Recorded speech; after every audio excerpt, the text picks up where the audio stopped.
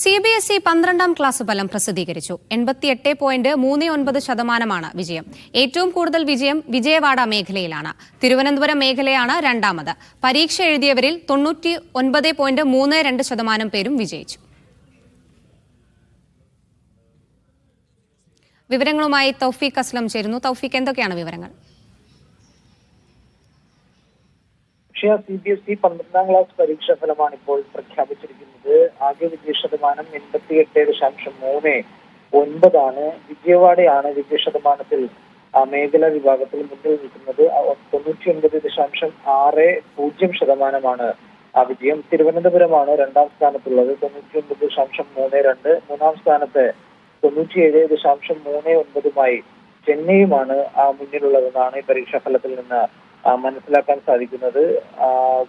ഈ പരീക്ഷാഫലവുമായി ബന്ധപ്പെട്ട് വലിയ രീതിയിലുള്ള ആശങ്ക നിലനിന്നിരുന്നു. ഒപ്പം ഈ 10ാം ക്ലാസ് പരീക്ഷാ ഫലം ഉച്ചയോടുകൂടി പ്രഖ്യാപിക്കുമെന്നുള്ള ഒരു സൂചന കൂടി ലഭിക്കുന്നുണ്ട്.